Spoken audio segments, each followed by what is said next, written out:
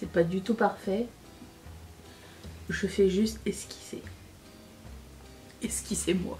Bonjour à tous et bienvenue sur le chat. Nous sommes au look 2 avec les palettes de Unearthly Cosmetics qu'on avait reçues dans la box mystère. Et aujourd'hui on va ouvrir la palette verte, celle qui en mon sens est la plus jolie en termes de packaging. Alors elles ont des noms, Creepy Crawly, elle s'appelle celle-ci. Et l'autre c'est comment?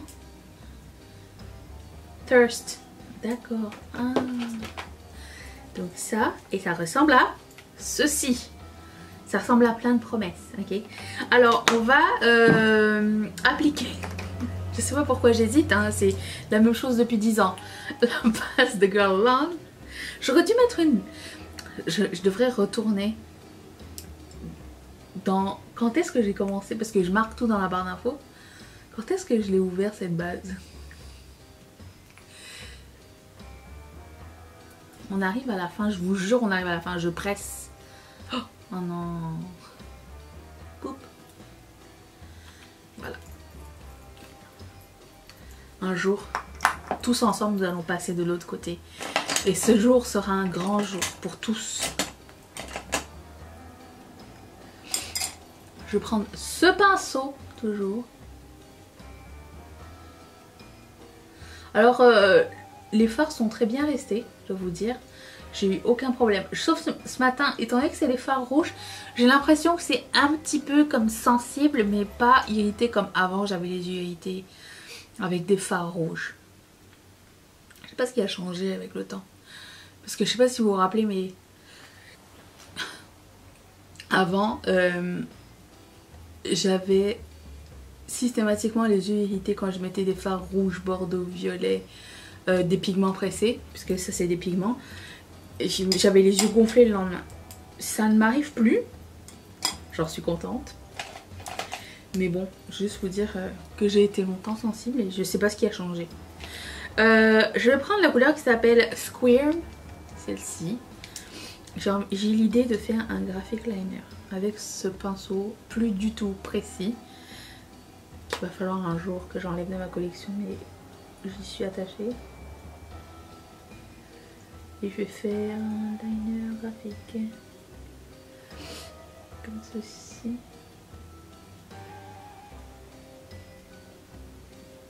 Attention, on commence par un brouillon.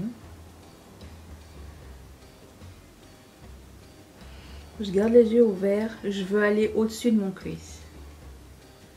Genre quand j'ai les yeux ouverts, on voit la ligne. Si c'est votre première fois, je vous suggère de faire chaque étape un œil à l'autre. Parce qu'arriver à l'autre œil, ça va être compliqué.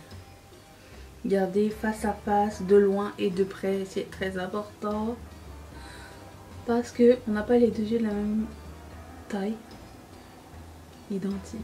Et un autre détail super important, c'est... Je sais que pour certains, ça va paraître genre logique.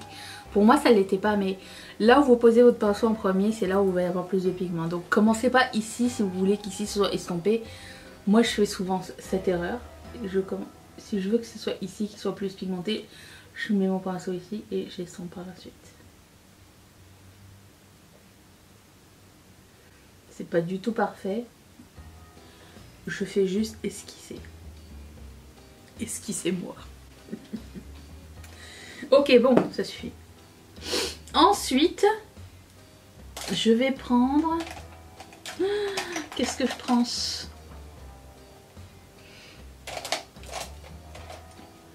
Ça, c'est des grandes étapes de Trust the Process, ok? Qu'est-ce que je prendrais bien? J'ai besoin d'un petit pinceau bien fluffy. Mais qui soit assez ferme pour faire quelque chose de détail. Tiens, celui-ci. C'est un truc de chez Lancôme. Et je vais prendre la couleur qui s'appelle Scream. Et je vais estomper ici les extrémités avec.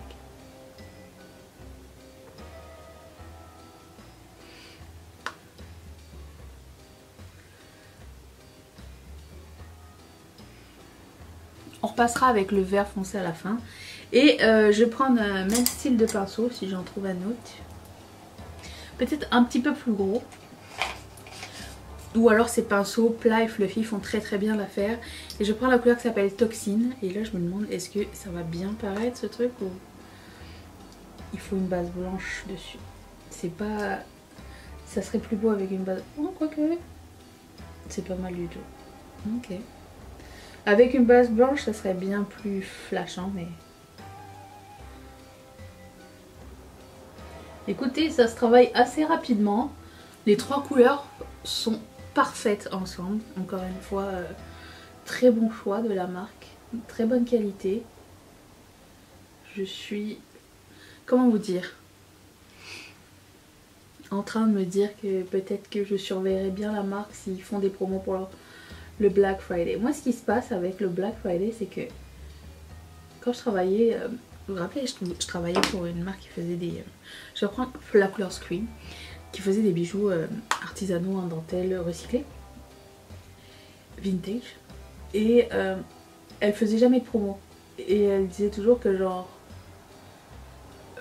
il faut pas s'attendre à ce que les indépendants fassent des promos. En fait, c'est pas... En fait, des fois, on est un petit peu... comment dire? On se sent obligé parce que les grands commerces le font et ça apporte beaucoup d'argent. Mais il faut savoir que les petites entreprises ne font pas autant d'argent. Et pour le coup, mettre un 15, 20, 25, 30, 40% sur quelque chose. Ou alors tu as bien majoré ton prix quand tu l'as fait. Et à ce moment-là, c'est pas grave, tu perds une petite cut. Mais si tu vends, je veux dire, comment dire, un prix que tu as calculé entre guillemets à la baisse, ben tu fais pas d'argent en fait. Donc quand il y a des marques indépendantes comme ça de make-up, je m'attends pas forcément à ce qu'ils fassent des promos et je m'attends pas à ce que les promos soient exorbitantes. S'il y en a, tant mieux, je suis très contente. S'il y en a pas, je comprends aussi. Mais quoi qu'il en soit, si pour le Black Friday il faut une promotion, il se peut que je rattrape sur les palettes que j'ai pas eu avant. Sinon c'est pas grave, je les ajouterai quand je passerai d'autres commandes et puis c'est tout. Donc je prends un pinceau un petit peu plus petit et plus plat et je prends la couleur Square et j'affine le détail. Très rapide, très très contente. Ok, ensuite je vais prendre la couleur qui s'appelle Spun et je vais prendre un pinceau plat et je vais faire attention rendu aux extrémités. Je pense que je vais commencer avec ceci. C'est un pinceau de Morphe et je vais prendre Spun et j'espère avoir la même belle surprise qu'hier.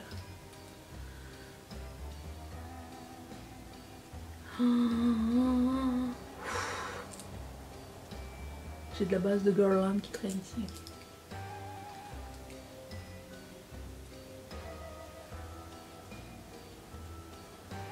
Je veux vraiment que ce soit la couleur principale de ce make-up.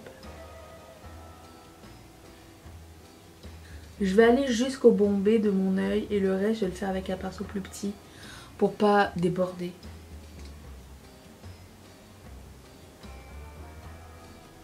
Là je vais prendre un plus petit pinceau, voire un pinceau à lèvres et je vais faire les extrémités.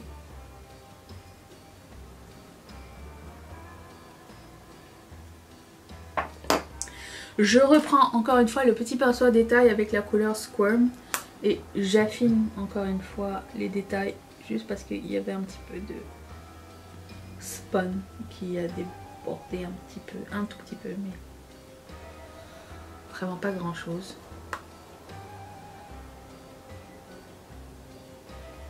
Un pinceau liner fonctionne très bien aussi pour cette job. Je vais appliquer peut-être un petit liner, comment dire, un cake liner. Je vais essayer hors caméra, on verra bien ce que ça va donner.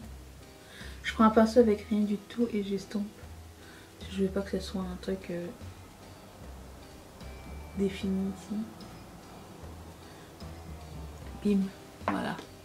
Voilà, bon, je vais essayer ça hors caméra, je fais un parti montagne et on se retrouve pour tester le reste des produits. Attention! Non, j'ai essayé de mettre du cake liner ici. C'est la première fois que j'essaye cette technique, ça a l'air sympa. Ça a l'air de fonctionner, je ne sais pas trop. À peaufiner, voilà. Donc je vais prendre, j'ai déjà fait mon bronzer, contouring et tout ça. J'ai sorti un autre duo de Juvia's Place. Et là c'est le quoi, volume 6. Qui ressemble à ceci. J'ai pas tellement aimé la formule la première fois. Je trouvais ça un peu patchy et tout. Mais j'en avais acheté 2. Donc on va essayer 2. Je fais 1, 2.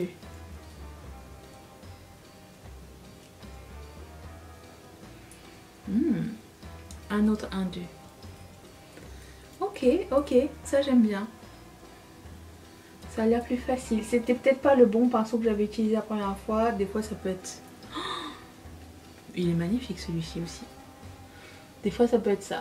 Je pense que ça requiert un pinceau bien fluffy, pris de bien loin pour pas apporter trop de pigmentation d'un coup.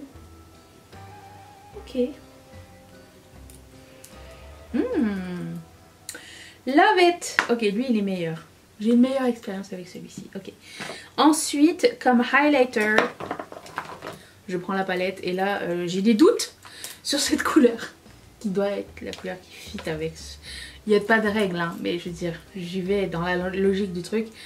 Ça s'appelle Creepy Crawly, qui est le même nom que l'autre. Je prends un pinceau comme ça.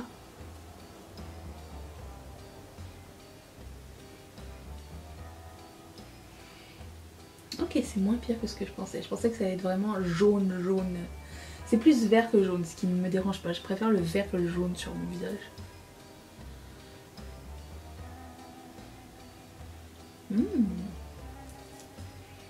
C'est beau. Lui aussi un petit pinceau bien fluffy, c'est ce qui est mieux je pense. Je vais passer un petit coup de pchit. Celui de Maybelline. Il pue, n'aime pas. C'est pas la même expérience. Et je vais faire fondre ici. Je trouve que c'est plus beau. Si il accentue un peu la texture. Il est un petit peu infini pailleté.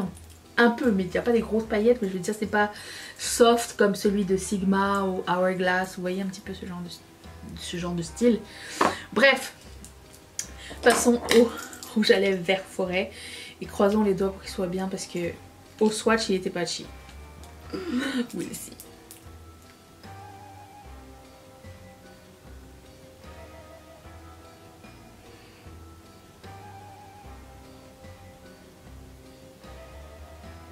Ok. La différence, j'ai pas encore fini. La différence avec le noir, c'est que le noir était très pigmenté du premier coup. Là, il va falloir que je retrempe pour avoir du pigment. J'espère que ça va pas le rendre plus patchy.